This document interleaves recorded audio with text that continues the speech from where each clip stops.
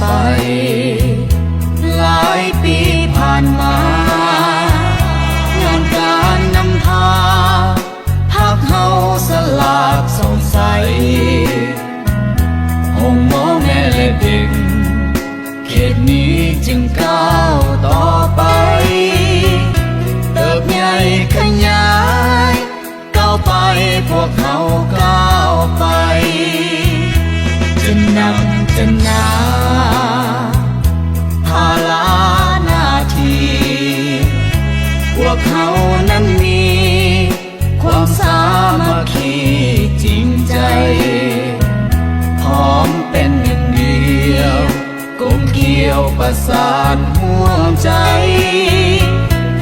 พร้อมหับใสในการบริการหับใสประสาน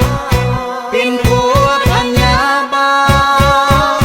ทวงทันเหตุการณ์ช่วยด้วยหัวใจคนเจ็บป่วยไข้เศร้าหายดีไวเสริมสร้างขยายก้าวไปพวกเขาก้าวไปยิ้มแย้มแจ่มใสในการบริการเห็นหอยยิ้มทานเบิกบานพวกเขาภูมิใจ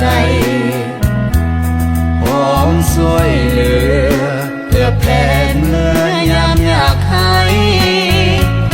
พวกเขาภูมิใจที่ได้หับใส่ปาสา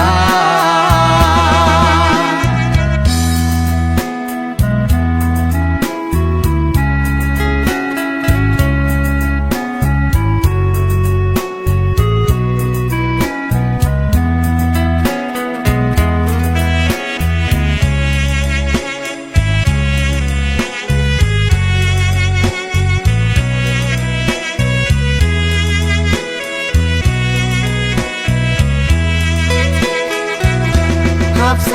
ประสานเป็นผัวพันยาบาทวงทันเหตุการณ์ช่วยด้วยหัวใจคนเจ็บป่วยไข้เศร้าหายดีไวเสริมสร้างขยายก้าวไปพวกเขาก้าวไปยิ้มแย้มแจ่มใสในการบริการเห็นหอยยิ้มทานเบิกบานพวกเขาภูมิใจพร้อมช่วยเหลือเพื่อแผ่เมื่อยามอยากให้พวกเขาภูมิใจที่ได้หับใส่ปา